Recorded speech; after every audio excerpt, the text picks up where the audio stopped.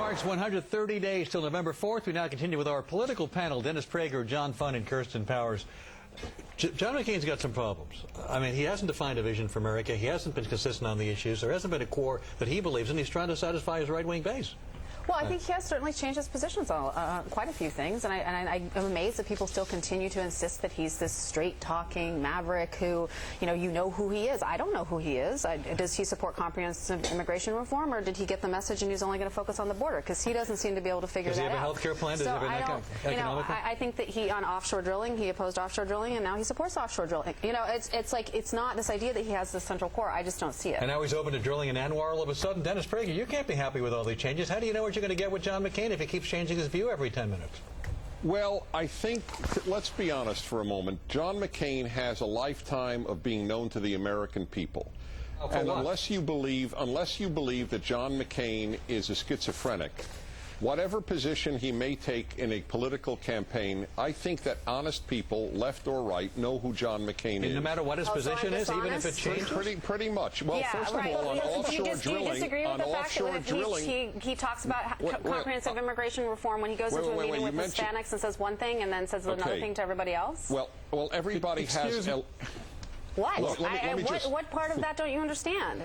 No, I'm the one who does understand. I don't think that you don't understand that most Americans do believe that John McCain does have a core. Let me ask you, you didn't just answer my question, though. Why did he go into a meeting with a bunch of Hispanic leaders and say one thing to them and then something different You're picking on details. The overall image of that man is a stable man.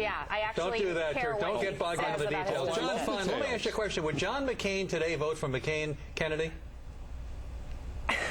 Who are you asking? John Fund.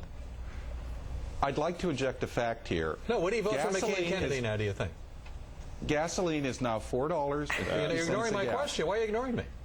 There are several bills that Ted Kennedy and John McCain have co-sponsored. Which one are you referring to? Would he vote for the McCain-Kennedy immigration bill? Excuse me. It's my turn. Excuse me.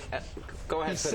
He said McCain-Kennedy was obviously rejected by the American people. We have to go back to square one because he actually listens to voters. Look, on oil drilling, we now have gasoline in many parts of the country at $4.50 a gallon.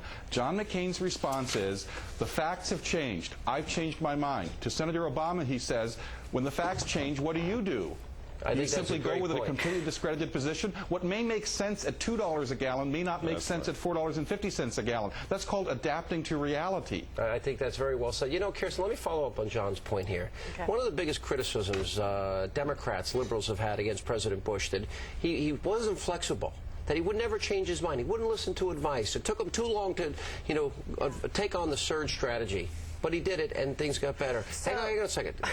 John Fund's point is that, yeah, Senator McCain did have a position on drilling when gas was $1.50 a gallon, and he has a little bit different position at $4.50 a gallon. Is that I'm really incredulous, Sean, that you believe that. I actually do, because I want to drill. So let me ask you this: Lindsey Graham. You be the host. Lindsey Graham opposed offshore drilling. Yeah. Then, because he said it was bad for the environment and it was bad for the local economy. Now, is it no longer bad for the environment and no longer bad for the local economy? Listen, I want to drill in ANWR, the 48 states. I want to extract shale. I want to drill everywhere. Sean, but you've been consistent, and I think you are consistent. I think that's a lot different. But let me give you an example. On one day, first of all, Barack Obama said the D.C. gun ban was constitutional until the court decided. He said one thing about AIPAC and Jerusalem and being divided one day and another thing another day. He did say that Iran was not a serious threat, and then he said, oh, it's a grave threat. We could play this silly game. It's like tit for tat, but here's the bottom line. The bottom line is that gas is $4.50 a gallon, and the only solution that Barack Obama has is to go after those evil oil companies. I like the oil companies that explore, extract, and deliver.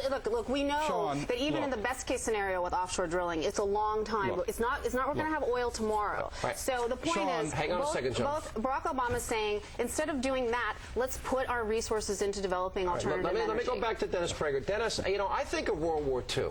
And I think of the sneak attack at Pearl Harbor. And I think if we lost our Navy, and we lost all these brave men that were fighting and defending our country. And then I think America wasn't prepared and on a war footing. And in 4.5 years, we were able to beat back Imperial Japan and Nazism. And liberals argue that we can't get a barrel of oil out of the ground in less than 15 years. It's the Energy Department. Excuse me. Dennis, I don't believe that's... I think that's... Not liberals. There's no faith in the American... To be honest, here's the answer. We won't get it immediately, but we'll get it a lot sooner than we will hydrogen cells or wind power or solar panels.